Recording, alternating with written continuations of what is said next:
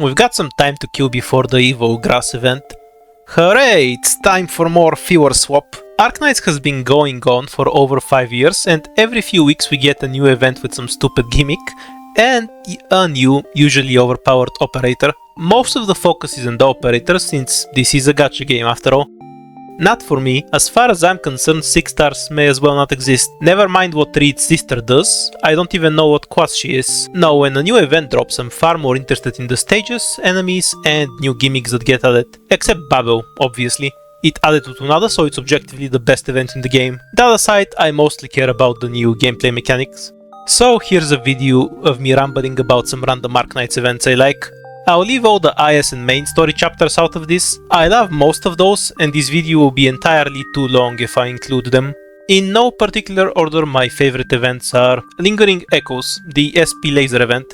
I was very surprised at how much I enjoyed this event when it ran. I normally hate events that debuff you, but this one gets a pass for a few reasons. The SP debuff only affects A2 SP generation, so offensive and defensive recovery are completely unaffected. You end up in situations where you have to consider if you want the offensive recovery skill for the faster SP generation, or if you just take the SP was for a more useful skill. The laser itself is fairly complicated to optimize. It goes in whatever direction the operators are facing, so you have to be particular about operator positioning.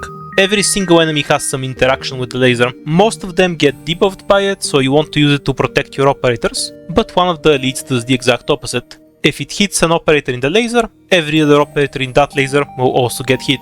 And the saxophone dudes have a similar idea.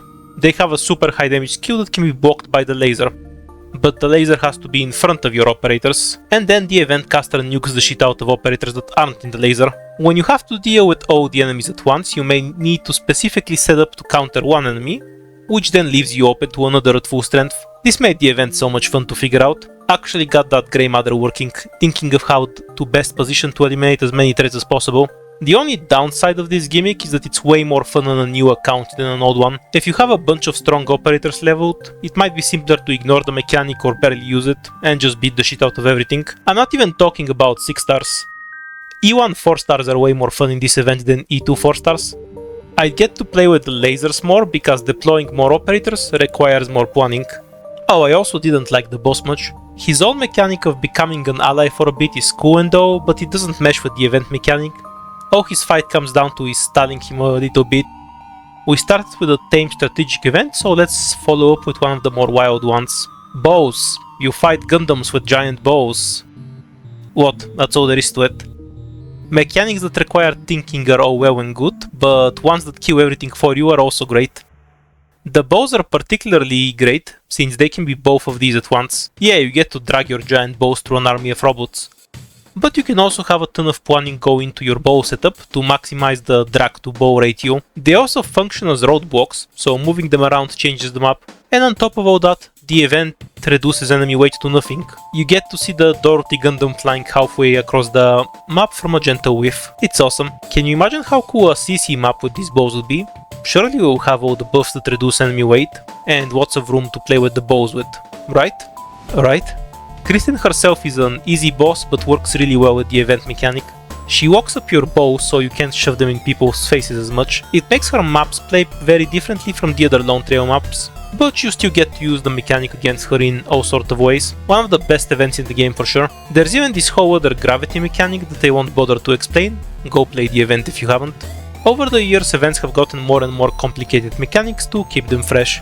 This is a kind of power creep. In order to keep introducing new ideas, AG is forced to make bigger and more complicated mechanics. By no means does this mean that the early events are bad. Arknights' basic mechanics already make for a fun strategy game, so even an event without any specific mechanic could be great. And the absolute best one of those is Maria Nearl. I know I said I'll only talk about gameplay, but I'll make an exception for this one. The event is for whatever fucking reason some polished gladiator arena with entirely too much ads, and the gameplay captures that so well. Most of the enemies have some stupid wrestler gimmick. The crossbowmen have an impenetrable shield until the 9-volt batteries run out. The axe guy gets angry and hits harder when you kill their friends. The Jesus dude is an asshole. He constantly debuffs the highest attack operator, and the cooldown is so short he can keep multiple operators debuffed at once. And then once you finally kill him, does he stay dead like a respectable member of society? Of course not. He revives and starts doing the same shit all over again. The event boss can't even revive. Does this guy give a shit? The boss has nothing on him. Oh, boss. I meant bosses. The Sarkaz bros are a classic duo boss archetype. One is ranged, the other is melee. When you kill one, the other goes into a rage, so you have to bounce their health bars to avoid that. It's a pretty involved boss, which is why their stages are otherwise very simple. While the enemies from this event are great, the stages were the most memorable part for me. They don't stick to a single team but borrow tile sets from other events. EX5 even has the Mudrock towers and enemies. Each stage is supposed to be its own arena with its own gimmick, and the varied map designs really conveyed that well. I still remember most of the stages in this event and I haven't played it since the rerun years ago. Also, I lied. There is an event mechanic. You know how some stages will give you some device to make the stage easier? Like the mines in 7.18? This event goes completely crazy with it. The drones carrying boxes spawn on every stage. If you kill them, they give you some device. We basically got everything. Stun mines, mines, SP devices, framerate killing electric fences, and 200 ingot golden chalices in a bottle. It's all here. The mechanic could have flopped if the resources were very limited, but the event went way over the top with them. EX8 gives you like 10 stun mines, 2 minutes where enemies are stunned. It's been 3 years and I still can't get over how many people complained about this stage. Normal event done, back to wacky shit. Smooth transition. God, I'm so good at writing. Gavial's Summer Vacation, also known as the Tesla Child Crusher. You're rolling around in your self-driving Tesla that's not currently on fire and spot something wrong. A child on the sidewalk during factory hours. Before you can even think, the Tesla AI swams the gas pedal and helps you perform your civic duty. I fucking love this event. You just run over to... oh yeah, monetization. Durin with cars. You think it would get old for a 3-week event, but no. You can freeze the Durin in case they need more than one pass by the car. You can push them into holes, or make the cars explode slightly less often than the average Tesla to deal with the armored cars. You can still use the cars for other things, of course.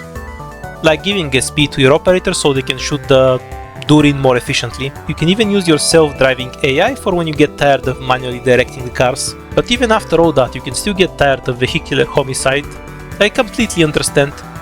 Automation makes our lives easier and more efficient, but something real and human is lost in the process. Sometimes you need to do the deed with your own hands, so you just leave the car at home and do it the old-fashioned way. This is the craziest Arknights ever got with the event gimmick. It's so strong that it can beat most of the event stages on its own. It felt like having 2 different stages for every level, one with cars and one without. The boss itself is a drone because the child in it realized the only safe space isn't on the ground. A beautiful fantasy, but you'll inevitably bring him back down to earth. Time to go back to the Polish arenas for Near Light. Cause you stand near lights, get it? Arknights writing peaked right there. The Poles themselves are very nice people, but they do tend to fly into a murderous rage if someone implies they're Eastern European. Why are all the lights off? This was one of the harder events in the game. While it had a couple of exploits, the event gimmick is purely a debuff to your deployable tiles. Operators can only be placed on light tiles because they're afraid the dark tiles might have Eastern Europeans on them. Enemies get some buff from the darkness and somehow the ones that don't are consistently more annoying. Massive AoE attack casters, the anti-armor global range archers, the backstab guy, the drug addicts that rush you when you point a flashlight at them, just everything that the boss does. Every enemy can be a pain in the ass depending on the map. The event had a ton of fun maps that required a bunch of planning to optimize. Because the darkness limits your deployment options, you always had to consider how to approach the map. Do you just cluster around the available light, or do you attempt to travel across the map for a better position? What I liked about both this event and Lingering Echoes is that I had to be very particular about my deployment order. In most events you can just throw a bunch of operators. As long as the last operator is relatively tanky, it's fine. In this event, the enemies are extremely effective at messing with your deployments between the global damage archers, accidentally activating the drug addicts, and the knights more backstabbing you. Make complete sense why the boss doesn't interact with this mechanic at all. The event is oppressive enough without him. Not to say the Blood Knight is easy, he is a pain in the asshole on his own. Between potential infinite revives, constant stun spamming and having a ton of stats. I also loved how they kept the champion version of most enemies to keep in team with the previous Polish event. It made the side stages stand out because a lot of them had their own bosses. My absolute favorite from this event was NLS3 challenge mode. I just finished doing the normal mode with 5 operators. Took one look at it and thought, I hate it when the challenge mode just adds extra stats, so I have to use another operator for nothing. It feels boring. Then instead of using another operator, I spent all night grinding it out and about 30 OP, figuring out how to spread out the million different caster explosions so they don't wipe my whole squad, until finally in the morning I realized, guess I only needed 5 operators after all, and a lot of other stages got the same feeling out of me. I just felt interested in grinding out a bunch of random stages, because all the tile restrictions and various threats posed some interesting questions. Nothing wacky, just a solid challenging event with a ton of good stages. Going over all these events I can see a common theme. I enjoy the events where there's incentives to use the entire map. On the other hand, I dislike events that boil down to camping on a certain zone, whether it's a blue box or red box, with all your operators. The events where I have to hunt down the drones for equipment, figure out how to safely deploy across the map, or spend operators interacting with some system are the ones I enjoy the most. This being the case, there is one more event I absolutely need to mention. We talk a lot about power creep, but it's always been possible to use a bunch of 6 stars to AFK and completely ignore the event mechanics. The only thing that's actually changed is what specific 6 stars you use to do it best. And during Suzuran's event, AG had seen enough AFKing. Oh, you think you can just ignore the event mechanics, do you? They don't do enough for you, huh? Here's 20 enemies with like a million health, 3000 attack and a big fancy tower that kills them. Oh, you don't wanna use the tower. Okay, then the tower also heals all the enemies constantly. Fuck you. This was one of the best events in the game. The towers were so powerful that they were always worth using, and the enemies had their own tools to control the towers. So you ended up competing with the enemies for objectives across the map. The towers were the key of the event, yes, but they didn't completely trivialize it either. Since they did max HP based arts damage, they were great against certain enemies while tickling others. You still needed to pawn around the enemy units, even if you had all the towers. And then you throw Mudrock in, who much like her operator version is a massive brick. On top of that, she could just instantly take over towers at a distance, then the towers would heal her back up. It became a balancing act of finding a window to burst Mudrock, planning around what tower she would flip, while figuring out how to manage all the other threats. While stages were technically the same difficulty as usual, they required a ton of planning to play optimally. Losing one tower could always be a crisis. What's truly impressive is that even with all this, the event could still be beaten without using the mechanic. Hell, 4 stars only could do it too. That's the best part of Arknights for me. The difficulty in the game is about complication, introducing more problems you need to account for, not just throwing a big stat check for you. I'd argue this is true even for events like Design of Strife. The real problem with that event that nobody ever acknowledges is that S3 was just an awful map. Oh, I've started rambling. Guess it's time to end the video. So these were my favorite events.